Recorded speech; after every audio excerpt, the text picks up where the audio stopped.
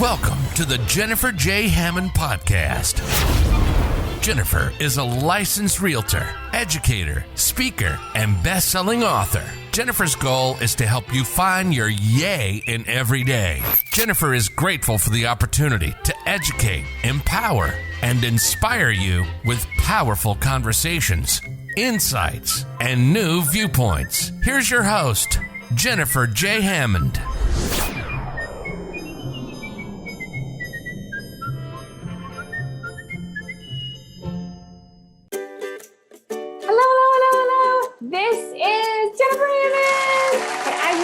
Every single episode, I'm super excited about bringing you a guest who is in one way or another making the world a better place and putting more yays in every day. So this is Mike Armstrong. He comes to us from the UK.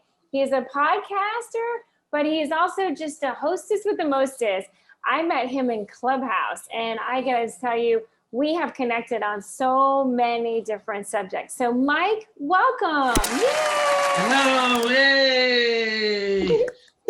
So first of all, I hate to do bios. I really would prefer for you to share your story. So will you share your story? And particularly, let's go back to when you were a little boy, Mike. And what did you think you were gonna be when you were gonna grow up? Because you had a lot of really interesting jobs. But what did you think you were going to be when you were a little boy? I think when I was a boy, I was very sports mad, and I think I wanted to be a Welsh rugby player. I pretty much was a boy that always had a rugby ball in his hand from the age of about 7 to the age of about 15 before I sort of got into the working world. And had I not got into sales and all of that and given up sort of sports on the evenings and weekends, I may have ended up into that realm. But actually, probably from about the age of 11, I wanted to be Sir Richard Branson. I don't think he was a sir back then. He was just Richard Branson. But, that was somebody who has inspired me from an early age, and somebody I've sort of kept an eye on all my life. Never used him as a mentor or anything like that. I suppose he is a mentor, but just kept an eye on him. I've always seen him, what he's been doing, his books, that sort of thing. He's just always on my radar. Was from the age of 11 when he was doing sort of ballooning around the world and, all that sort of crazy things. And I just thought, yeah, that's, making money and having fun is what I'm all about. So if it wasn't playing for Wales, it's being Richard Branson, or as close to that as I could get it.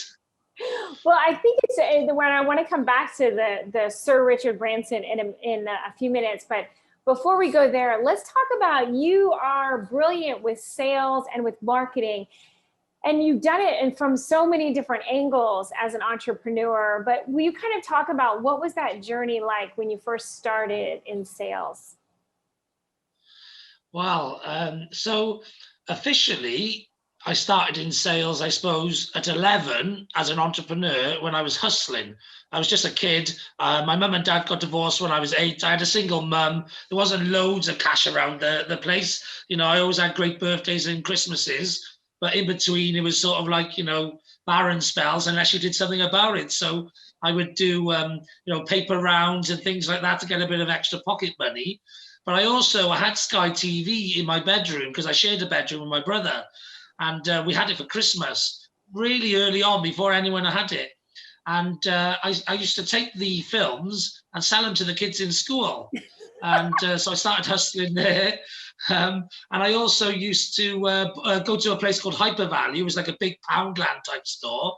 I'd buy big box of matches and sweets. And I'd also buy some packets of cigarettes, and I'd sell them all singular. So it was like the basic principles of buying in bulk and cutting it into smaller pieces and selling it. I used to do a bit of that as well. So I was just wheeling and dealing and getting hold of cash any way I could, really, just so I could enjoy myself, because I like enjoying myself. I like having a good time. And so I was just hustling. And then I got into employed sales at 15, just after finishing my GCSEs, so my high school education. And I did it for the summer holidays before going to college, and decided I enjoyed it so much I did it evenings and weekends while I was going in college. And then after 2 years of college, I went into sales full time, and I've been in sales full time ever since, really. And I used to be, I'm a bit of a leader. I played sports, and I've always been somebody who likes to be at the front rather than at the back. So I sort of, even in the summer holidays in my first sales job, took a bit of a supervisory role. Did that in the evenings and weekends, which was more telesales than door-to-door field sales, which is where I started. And then at 18, when I went full-time in, I was a team leader, because I'd been doing it for 3 years anyway. So I've been in management since I was 18. What did you sell door-to-door? Double glazing door-to-door is one of the hardest starts you can have in life in sales, which I loved. I loved the fact that was a hard sell. It was a tough job. I did it from 15 to 21.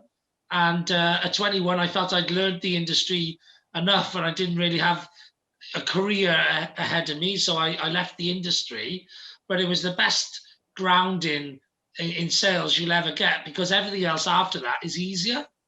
Yeah. Were you selling books, or were you selling, what item was it that you sold door to door? Double glazing, UPVC windows and doors. Oh, got it. Okay. Wow. Yeah. So nobody wants to speak to you. You're knocking people's doors. They don't want you there. You have to do what I would call 2 pitches: a pitch to be heard, and then a pitch to pitch. Yeah. Oh my gosh. I completely relate, because one of my first sales job was door to door, selling these things. They're very expensive, called Kirby vacuum cleaners. Yes. And it was the same thing. You had to get yourself in the door to be able to just have them hear you, because you don't have at least for me, we didn't have an appointment. So it was. That's it. Yeah. Well, I talk really fast, and that's because of the double glazing days. You should have to get in a pitch before the door would be shut, So I talk really fast. I have slowed down over the years, but I am quite pacey. I also walk fast as well. And that's because the quicker you walk, the more doors you knock, the more leads you get, the more sales you get. So I'm a quick walker. People find it difficult to keep up with me. I'm nearly 6'3", anyway, 6'2.5". So I've got big legs as well, and I walk quick. So it's just a natural habit, Well, and I know you've become a podcaster now just within the last year, and you have one of the most extraordinary things that I don't know of anyone. I know where you're trying to break a record, but it's 950 plus episodes, right? Yeah. Basically, I'm trying to get to 1,000. I don't know what the record is. It's quite hard to try and beat a record that you don't know exists. I've actually done some research. I can't find any records. So I'm going to set a record, I think. And I can't see anyone doing the same sort of level that I'm doing. So I'm just going to own the record until someone tells me they've done more episodes. And then the record won't be worldwide. If somebody tells me that, it'll be European wide or UK wide, but it'll be a record of somewhere. And I'm pretty sure of that, because nobody's as crazy as me to do 950 episodes. I actually thought I started at the end of March, at the start of the pandemic. I didn't get going to the 20th of April. So I thought I was coming to my 1-year anniversary right about now. And I've actually got another month to go, which is great, because I thought I was at deadline day and I got a whole month left. So I should be able to get to that 1,000, which I was doubting I was going to hit the 1,000 by the end of March. But now I'm confident I can do it by the 20th of April. Which is beautiful. And let's talk about, what is your podcast about? So I actually set it up for helping people with mental health issues during the pandemic. So it was actually a positivity motivational podcast. And it's called You Can Do It, because I believe whatever it is, it can be done. So you can get through the pandemic. You can pivot your business. You can survive, not seeing your family for a while. You can do whatever it is. You can achieve the great goals and ambitions you want out of life. Whatever it is, it can be done. It can be giving up smoking, losing weight, whatever it is, it can be done. You just need to focus on it. You need to be motivated and inspired. You've got to get your mindset right. And then you've got to take the actions that it takes to do whatever you want to do. And if you start off small and keep building, then whatever it is can be achieved, no problem. So I think so many people try to get from the beginning to the end without actually just going through the process and enjoying the process of whatever it is they're trying to achieve. And, if you do that, you can pretty much achieve anything in life. And so that's what it started off being. But what I realized is I got so much knowledge and information and content that I've picked up over the years that I just wanted to put all of that on there as well. And obviously, because I love helping people, I thought, well, I don't have to just help them with their mindset and their being inspired and that, but I can also give them the knowledge and the information that they need to actually help them pivot and during the pandemic, or help them be fitter and get out and be healthier, or whatever it is that that I'm helping them with. I cover so many areas on my podcast that it's more like a live radio show, really, with different features and sections. And that's how I designed it, because I used to blog a lot. I used to blog about lots of different themes and sections and stuff. So I created different features, if you like a radio show would have. I created features. I've got like a Wolf of Wales, which is a sales feature. I got King of Marketing, which is a marketing feature. I got the Voice of Social Media, which is a social media feature. I got the Networking Grapevine, which is where I talk about what's coming up on the networking scene. So I just got different features, and then I do new features every now and then just to keep it fresh, and that, where I do like the A to Z ofs, where I dissect a particular area or sector, and I just go through tips and advice based around letters of the alphabet from the A to Z. I think it's so creative, the fact that, again, you're pivoting even in the middle of having it. Because sometimes when somebody sets it up, they kind of get stuck and they just want to do one little thing. And you have all of these guests. I mean, to have over 950 guests, that's a lot of interviews. And you do long interviews. These are didn't you say that one of them was even 2 hours? Yeah. So they're not all guests. So some of those are individual episodes as well, just me speaking. Yeah. Okay. So I think there's like 350 odd guest episodes. Nice. I didn't actually start doing guests until about June. So I started it just on my own first, just talking into my phone, and I just put the content on. I was doing a morning motivation and all of the different features I was doing.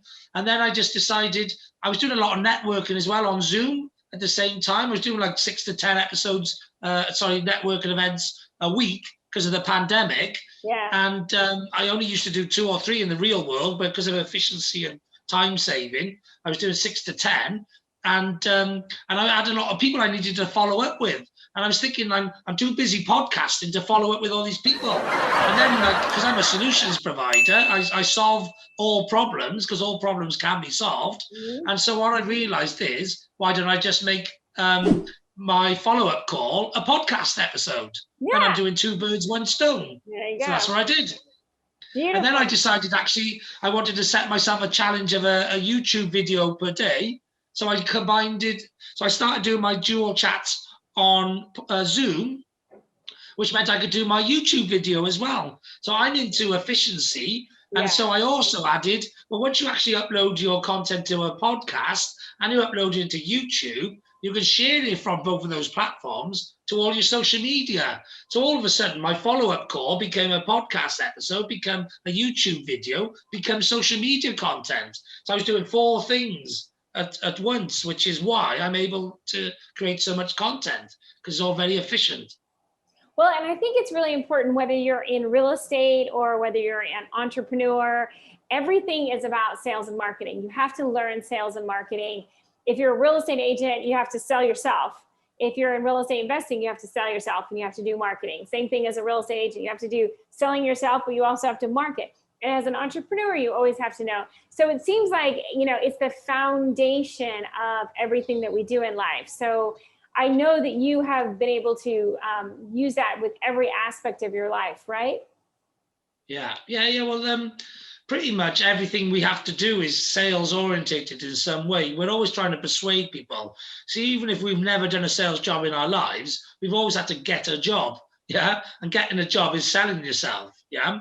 And, when you go home in the evening and you're having a chat about, what we're having for tea, or where we're going for supper, or, where we're going out to eat, or where we're going on holiday, you have those discussions constantly, and you're trying to persuade and put a case together of your argument versus their argument with a partner or a sibling or anyone about what you want to get done or where you want to go rather than what they want to do. So we spend our entire lives negotiating and, selling something and trying to persuade somebody to do something or trying to build a case against something or for something. So we spend our entire lives selling. Some of us do it professionally for a living, and the rest of us do it for whatever it is that we want out of life. But we all are salespeople, and we're all constantly selling. And the better you can get those skills up, the more effect you have from the effort that you're putting in. So if you can hone your skills in and you can become a good negotiator, then you're going to get a lot more bang for your buck, if you like. You'll get a lot more results out of the effort you're putting in than the mediocre results you may be getting, because you're winning some, you're losing some. We all win some and we lose some, but it's always better to try and win more and lose less. And one of the things I know, like you said, during the pandemic, you were really talking about mindset and how mindset is one of those things that'll get you through anything. And it's that positive mindset. So will you share like some of those early episodes? What were you giving people advice on? Because I know some people are now, it's over a year that we've been stuck in this pandemic, and some people are just, they're going down deeper rather than coming out.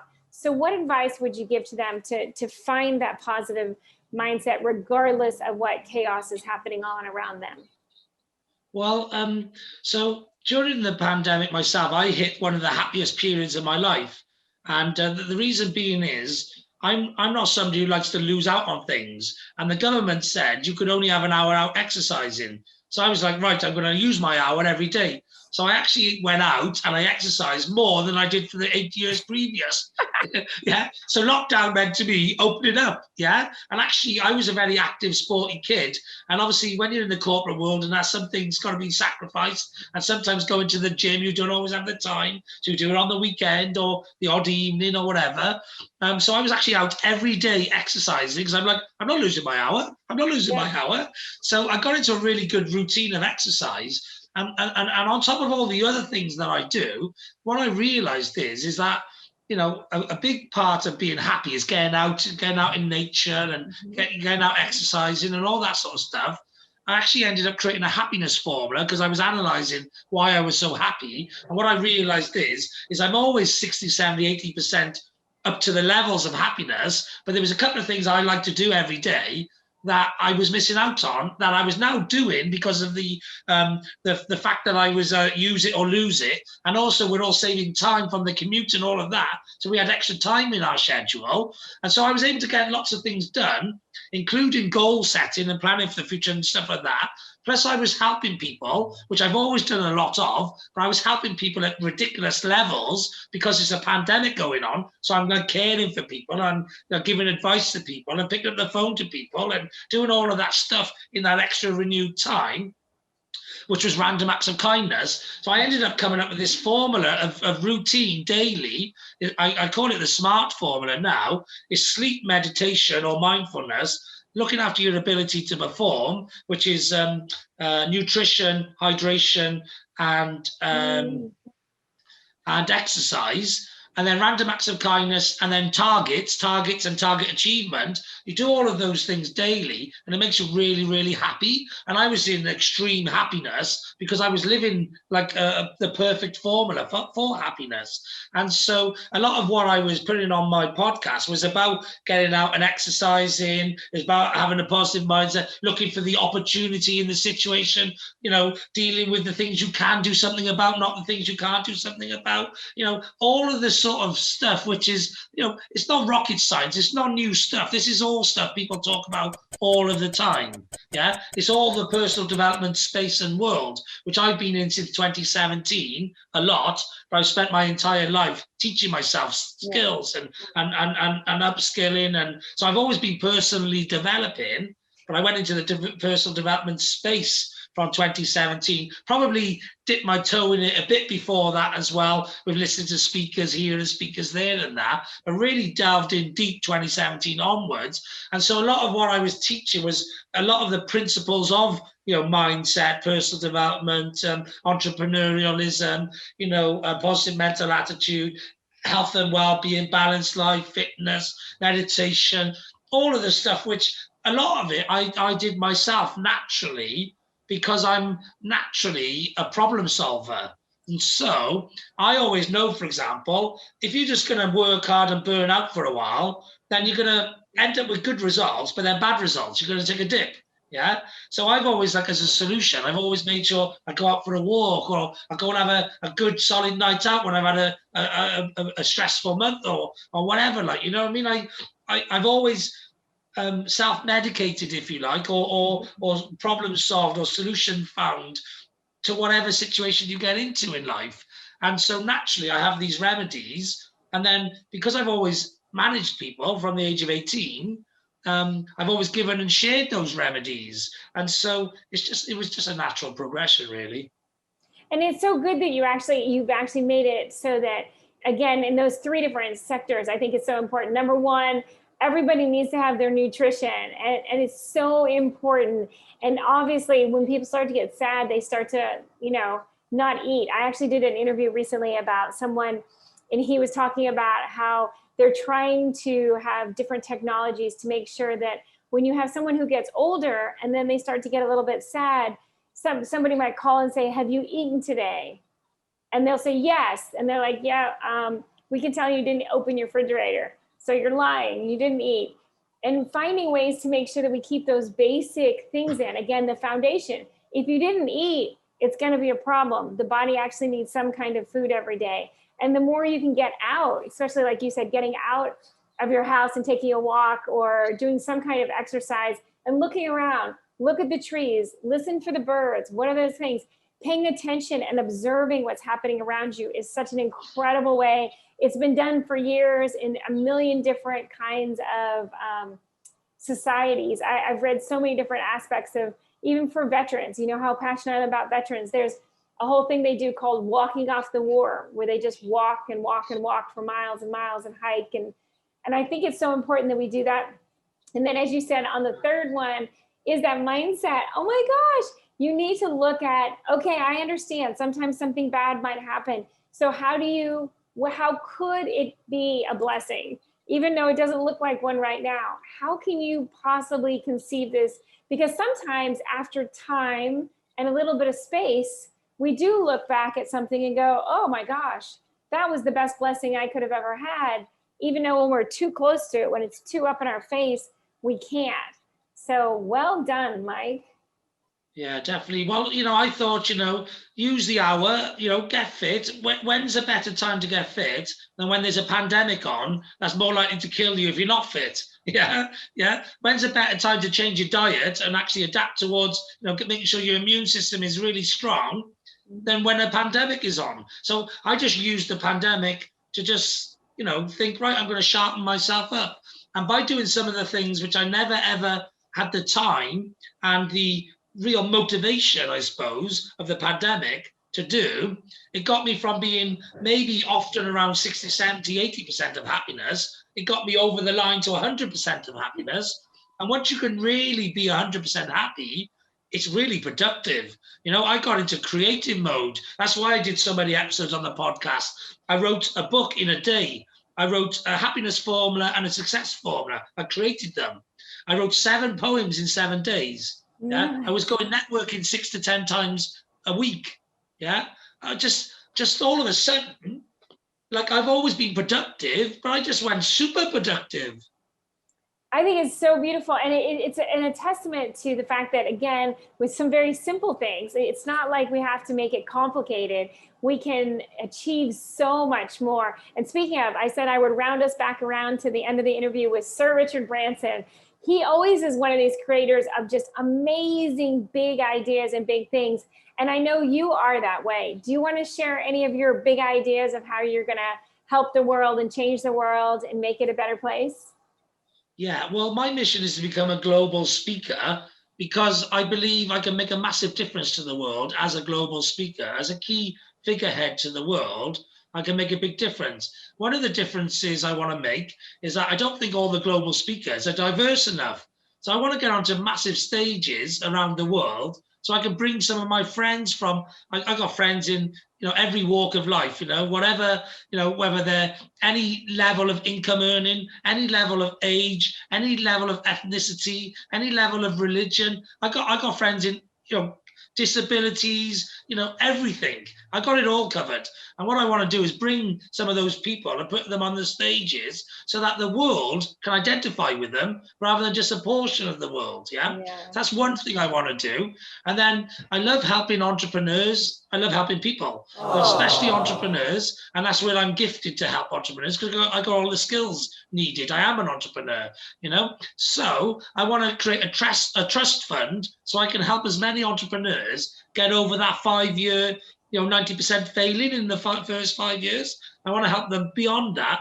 And a lot of it is actually teaching them how to fish, not giving them a fish. Right. So I can give them the knowledge, the skills, and all of that, and teach them how to run a business and how to hustle and sell and market and all those things. But sometimes some entrepreneurs for certain things do need a bit of cash injection as well. So I'd like to be able to have a bit of a fund where I can do that as well. I just want to make as a bigger difference as I can on the planet because you're only here once. And the way I look at it is, I'm not into wealth and making loads of money and all that because you can't take it with you anyway. So most of the rich people just give it all away when they're about to go. I'm not interested in all of that. What I'm interested in is making as big a difference to as many lives as possible, making an impact and leaving a legacy. So that's what I'm all about. So, if anyone can help me get onto some platforms and some stages, then they're not just helping me, but they're helping all those people that I'm on a mission to help,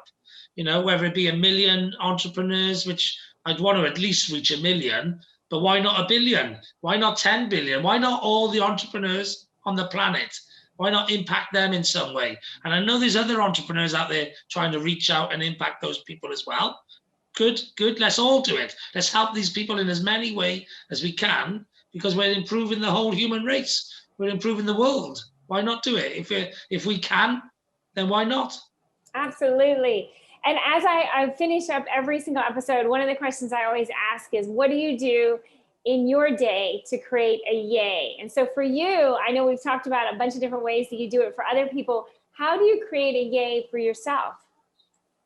Well, creating yays for other people is the way I get my yay, and also doing random acts of kindness is another way of getting a yay. And I constantly, I spend time on social media all day long, most days, and I like to give people like comments and likes and shares and all that sort of stuff, which is like free marketing services, basically. I'm constantly trying to help people with their marketing, help improve the algorithms, etc. So that's that all makes me feel great.